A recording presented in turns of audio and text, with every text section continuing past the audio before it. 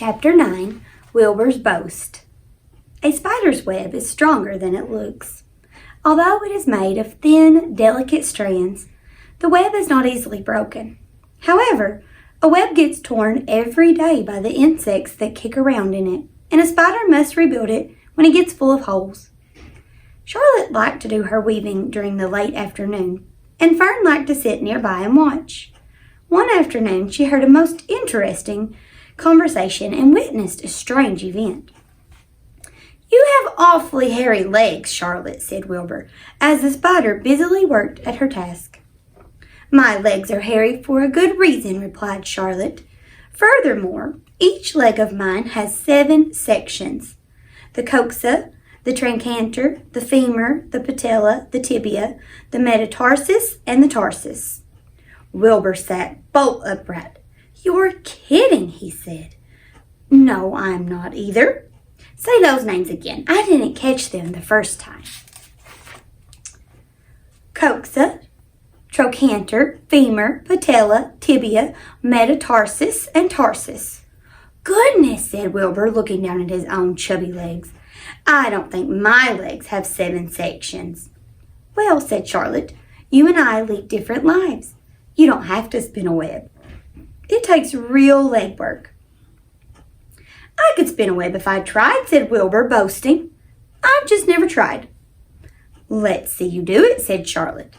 Fern chuckled softly, and her eyes grew wide with love for the pig. "Okay," replied Wilbur. "You coach me, and I'll spin one. It must be a lot of fun to spin a web. How do I start?" "Take a deep breath," said Charlotte, smiling. Wilbur breathed deeply. "Now climb to the highest place you can get to, like this." Charlotte raced up to the top of the doorway. Wilbur scrambled to the top of the manure pile. "Very good," said Charlotte. "Now, make an attachment with your spinnerets, hurl yourself into space, and let out a drag line as you go down." Wilbur hesitated a moment, then jumped out into the air. He glanced hastily behind him to see if a piece of rope was following him to check his fall, but nothing seemed to be happening in his rear. And the next thing he knew, he landed with a thump. "Woof!" he grunted. Charlotte laughed so hard her web began to sway. "What did I do wrong?" asked the pig when he recovered from his bump. "Nothing," said Charlotte. "It was a nice try." "I think I'll try again," said Wilbur cheerfully. "I believe what I need is a little piece of string to hold me." The pig walked out to his yard. "You there, Templeton," he called. The rat poked his head out from under the trough. Got a little piece of string I could borrow?" asked Wilbur. "I need it to spin a web." "Yes, indeed," replied Templeton, who saved string.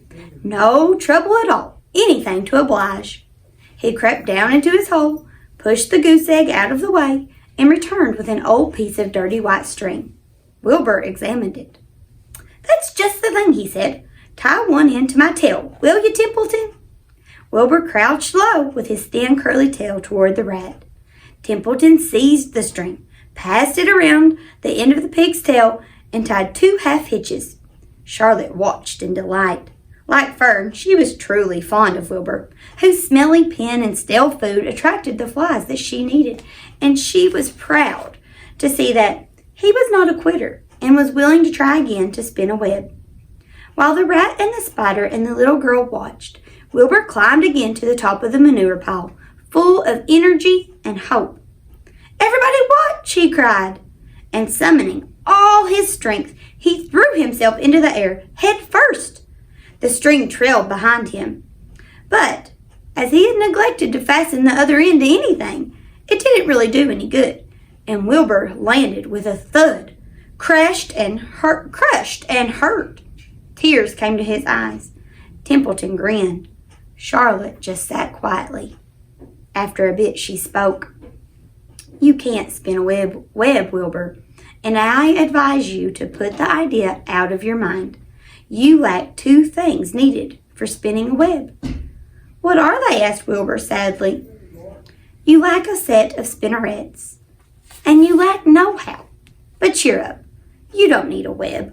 Zuckerman supplies you with 3 big meals a day. Why should you worry about trapping food?" Oh, Wilbur sighed. "You're ever so much cleverer and brighter than I am, Charlotte. I guess I was just trying to show off. Serves me right."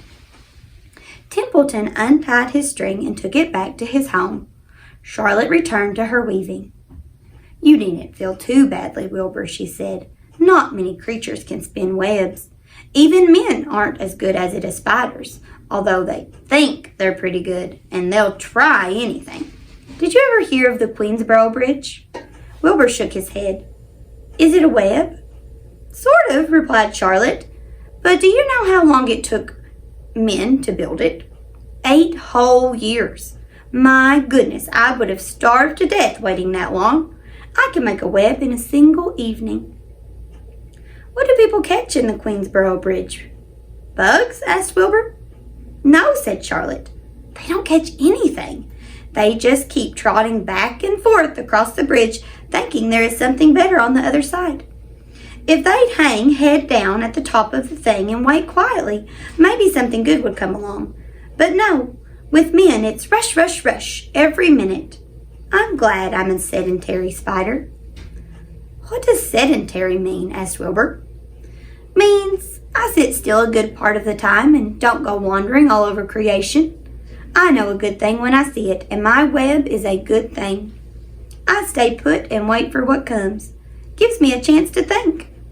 "Well, I'm sort of sedentary myself, I guess," said the pig. "I have to hang around here whether I want to or not. You know where I'd really like to be this evening?" "Where?"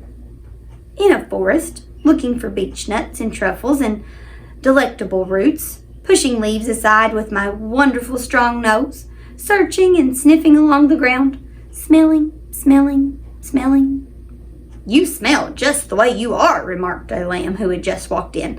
"I can smell you from here. You're the smelliest creature in the place." Wilbur hung his head. His eyes grew wet with tears. Charlotte noticed his embarrassment, and she spoke sharply to the lamb. "Let Wilbur alone," she said. "He has a perfect right to smell, considering his surroundings. You're no bundle of sweet peas yourself. Furthermore, you are interrupting a very pleasant conversation. What were we talking about, Wilbur, when we were so rudely interrupted?" "Oh, I don't remember," said Wilbur. "It doesn't make any difference. Let's not talk any more for a while, Charlotte. I'm getting sleepy. You go ahead and finish fixing your web, and I'll just lie here and watch you. It's a lovely evening." Wilbur stretched out on his side. Twilight settled over Zuckerman's barn, and a feeling of peace. Fern knew it was almost supper time, but she couldn't bear to leave. Swallows passed on silent wings in and out of the doorways, bringing food to their young ones. From across the road, a bird sang, "Whippoorwill, whippoorwill." Lurvy sat down under an apple tree and lit his pipe.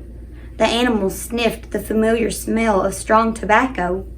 Wilbur heard the trill of the tree toad and the occasional slamming of the kitchen door. All these sounds made him feel comfortable and happy, for he loved life and loved to be a part of the world on a summer evening. But as he lay there, he remembered what the old sheep had told him. The thought of death came to him, and he began to tremble with fear. "Charlotte," he said softly. "Yes, Wilbur." "I don't want to die." "Of course you don't," said Charlotte in a comforting voice. "I just love it here in the barn," said Wilbur. "I love everything about this place." "Of course you do," said Charlotte. "We all do." The goose appeared, followed by her 7 goslings.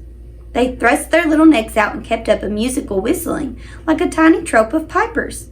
Wilbur listened to the sound with love in his heart. "Charlotte," he said.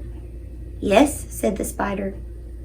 "Were you serious when you promised you would keep them from killing me?" "I was never more serious in my life. I am not going to let you die, Wilbur." "How are you going to save me?" asked Wilbur, whose curiosity was very strong on this point. "Well," said Charlotte vaguely, "I don't really know, but I'm working on a plan." "That's wonderful," said Wilbur. "How is the plan coming, Charlotte? Have you got very far with it? Is it coming along pretty well?" Wilbur was trembling again, but Charlotte was cool and collected. "Oh, it's coming all right," she said lightly. "The plan is still in its early stages and hasn't completely shaped up yet, but I'm working on it." "When do you work on it?" begged Wilbur. "When I'm hanging head down at the top of my web, that's when I do my thinking, because then all the blood is in my head. I'd be only too glad to help in any way I can." "Oh, I'll work it out alone," said Charlotte. "I can think better if I think alone." "All right," said Wilbur. "But don't fail to let me know if there's anything I can do to help, no matter how slight." "Well," replied Charlotte, "you must try to build yourself up. I want you to get plenty of sleep and stop worrying. Never hurry and never worry. Chew your food thoroughly and eat every bit of it, except you must leave just enough for Templeton. Gain weight and stay well. That's the way you can help. Keep fit and don't lose your nerve. Do you think you understand?" "Yes, I understand," said Wilbur. "Go along to bed then," said Charlotte. "Sleep is important." Wilbur trotted over to the darkest corner of his pen and threw himself down. He closed his eyes. In another minute he spoke. "Charlotte," he said. "Yes, Wilbur." "May I go out to my trough and see if I left any of my supper? I think I left just a tiny bit of mashed potato." "Very well," said Charlotte, "but I want you in bed again without delay." Wilbur started to race out to his yard. "Slowly, slowly," said Charlotte. "Never hurry and never worry." Wilbur checked himself and crept slowly to his trough.